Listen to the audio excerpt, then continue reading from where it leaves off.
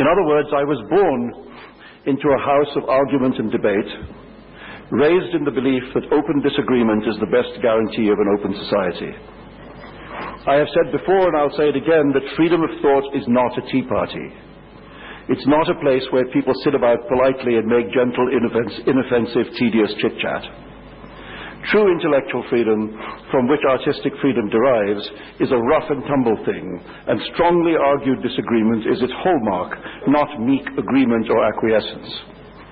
A free society is one which creates an arena for such discourse, and then fiercely protects the rights of all disputants to make their case, all disagreements to be voiced, all inspirations and challenges to be expressed, faced, and learned from, perhaps rejected, perhaps not. My mother's father, Dr. Ataullah Bhatt, taught me the same lesson from a different end of the religious spectrum. Unlike my father, my maternal grandfather was a devout man who said his prayers 5 times a day throughout his life and made the pilgrimage to Makkah. He was also a man of infinite sweetness, tolerance, and patience, who taught his brood of grandchildren that there were to be no limits in his presence on what could and could not be discussed. "Baba Jan, I've decided I don't believe in God," a serious little boy could say to him. And he would reply, "Is that so? Come and sit down here beside me and explain how you arrived at such a foolish conclusion." His tone might be gruff, but his eyes were twinkling. It was always openness with Dr. Bhatt. And we learned from that twinkle in his eyes that it was all right to push and test and try to open the universe a little more even before we knew how. This was a modern Muslim family then, but an Indian family even more than that. As some of you may know, I was born in the city of Bombay 8 weeks to the day before Independence Day. This is because my parents, feeling to be straightforward more Indian than Muslim, did not opt for Pakistan, as the phrase went. In Bombay we led the opposite of a narrowly communal life. Of my father's 2 closest friends, one was a Hindu and the other a Jew. Among my own boyhood friends were members of all the religions and no religion, northern boys and boys from the south, boys whose mother tongues ranged from Urdu to English, Tamil to Gujarati, Marathi to Malayalam. This was and is Bombay. Bombay, Mumbai, Bombay. It was never the narrow preserve of any language or any one way of being an Indian. Like any great metropolis, it drew everyone towards it, and all those who came were merged into its Bombayness and together defined what that quality was. All great cities are open cities. To try to wall them off is to kill what makes them great.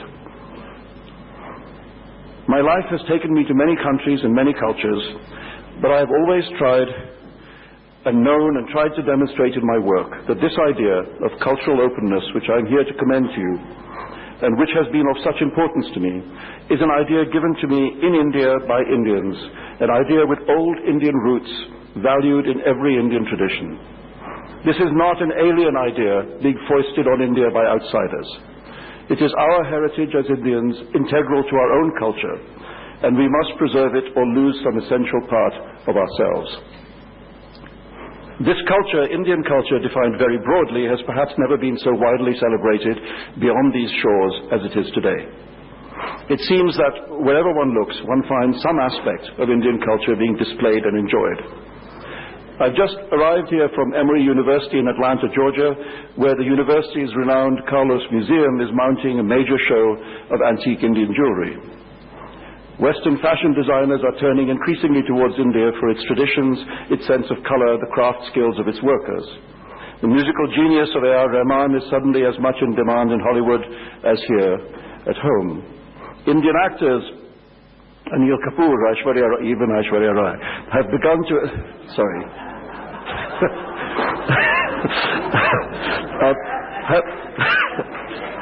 No. Sorry, Aishwarya. Have begun to establish themselves beyond the perimeter of Bollywood. It has become commonplace to find new Indian movies playing in the giant multiplexes near Times Square in New York. 3 Idiots can be seen right now on 42nd Street. To speak briefly about Indian literature, it has always been and remains a point of great personal pride for me to have been a part of the great flood of Indian writers who have made such a mark on world literature in the last 30-odd years, a development that can perhaps only be compared to the celebrated boom in Latin American literature in the 50s and 60s and 70s. Speaking for myself, the warmth of the reception given to Midnight's Children here and subsequent books has meant more to me than all the Booker Prizes in the world. Looking beyond my own work, it has been wonderful to see the flair, courage and variety with which Indian novelists, from Arundhati Roy to Arvind Adiga, from Vikram Seth to Vikram Chandra, from Amitav Ghosh to Amit Chaudhary, from Rana Dasgupta to Altaf Tayarwala, have brought their narratives into the mainstream of the universal story that is literature, and to see that narrative decisively altered by these many Indian interventions.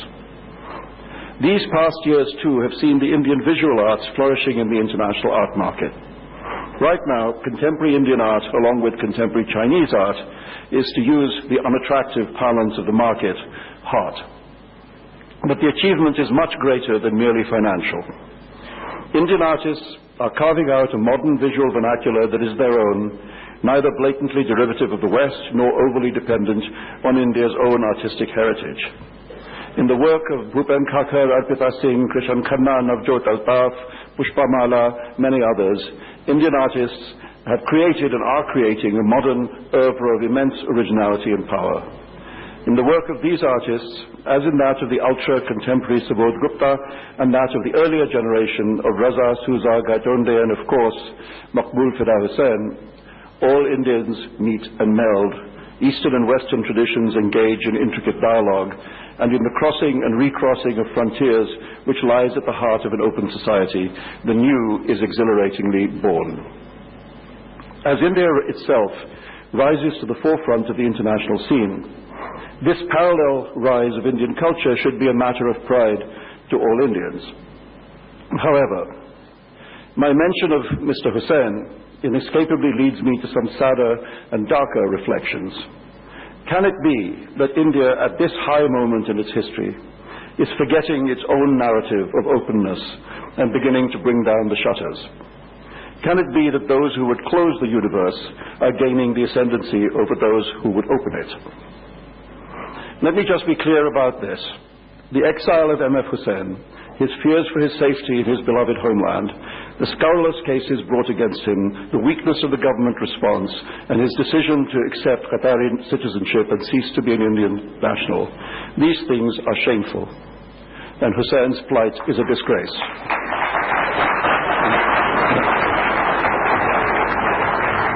That Hussain will now seek to house his own personal collection abroad, so that masterworks which are a part of this country's artistic story will be lost to India.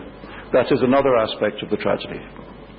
Ugliest of all is the language being used against Hussain, which one can find today all over the internet in comments attached to newspaper reportage and too often in press reportage and commentary as well. This is language so distasteful that I do not want to quote it verbatim. A grand old man is jeered at for being old. A man painting from the depths of his spirit is accused of immoral pornography. An artist who has given decades of his life to the imagination is dismissed as worthless. His self-imposed exile is called cowardice, and to his change of nationality, many people say good riddance. These voices do not emanate from the India I love, but from another emerging, openly Philistine, proudly communalist India, whose growing volubility is immensely disturbing. It is deeply distressing to find so much volcanic hatred bubbling so near to the surface of everyday life.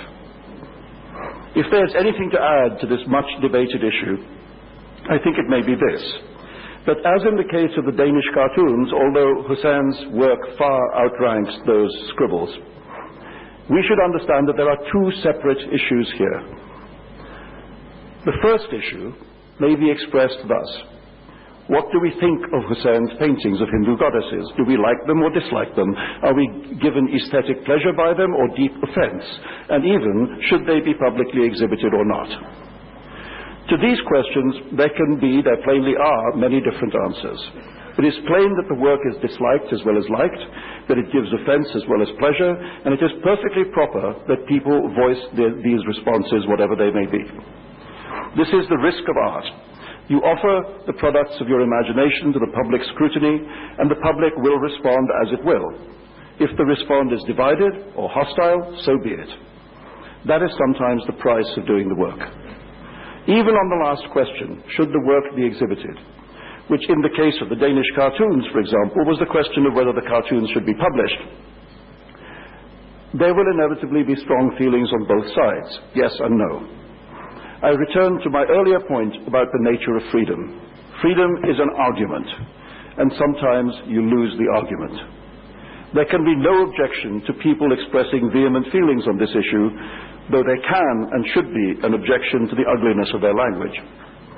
I would go so far as to say that it is one of the functions of art, by no means the only one, but one nevertheless, to provoke in a society the arguments by which that society comes to understand itself better, and by which perhaps it progresses.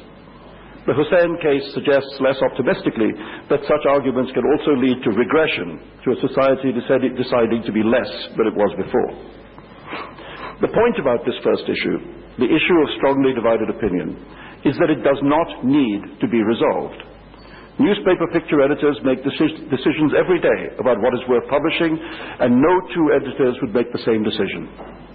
Some would have published none of the cartoons in Denmark, others only a few of them, others would have chosen to publish them all. Similarly, there will be those who wish that Hussein had displayed some of his goddess paintings, others who accept a few of the images while rejecting others, and others still who respond positively to them all. In short, people will think what they think. They will feel what they feel, they will respond as they wish to respond, and that is all proper and legitimate behavior in any free society. It is the second issue that needs to be addressed seriously. The second issue is that of violence, of actual violence or the threat of it, and of violence's ugly sisters, harassment and persecution. And on this subject, there really are not, or there should not be, two sides to the question. When violence is threatened, it must be resisted. When there is an attempt to impose one contentious point of view on society by the use of menaces or actual force, that attempt must be rebuffed with absolute conviction and resolve. To appease violence only ensures that violence will be used more frequently in the future. To surrender to the threat of violence is to damage one's own moral fiber. It is cowardice. In the face of violent threats regarding the Danish cartoons, the correct response would be to publish those cartoons in every newspaper in the world. Not to insult Islam, but to demonstrate that violence is counterproductive and that when we are threatened, we are not afraid. That we can stand our ground against the men of violence and force them to retreat. To surrender to violence and to blame its victim as if he were the perpetrator is the worst thing of all, morally indefensible and shockingly unjust. Yet that is what is happening in the case of M.F. Hussein. There are, of course, voices raised against this. In a recent editorial, the Deccan Herald spoke of the rising tide of intolerance in this country and the inability to judge art on its own terms. The increasing communalization of art, politics, and society is a dangerous trend, the newspaper said, and the government's responsibility should go beyond stating that Hussein is welcome in India to ensuring that he and his art will be safe in this country. That responsibility extends to the entire society too. That responsibility extends to the entire society too. That is well said, and I want to return to that point. I would like to add my own voice to these demands for government action. In the face of violence and threats of violence, India should insist on displaying Hussein's paintings. Again, not to offend anyone, but to demonstrate India's commitment to liberty of expression. And it should proudly guarantee the artist's safety to publicly demonstrate that in the land of Mahatma Gandhi, violence will never become the dominant discourse.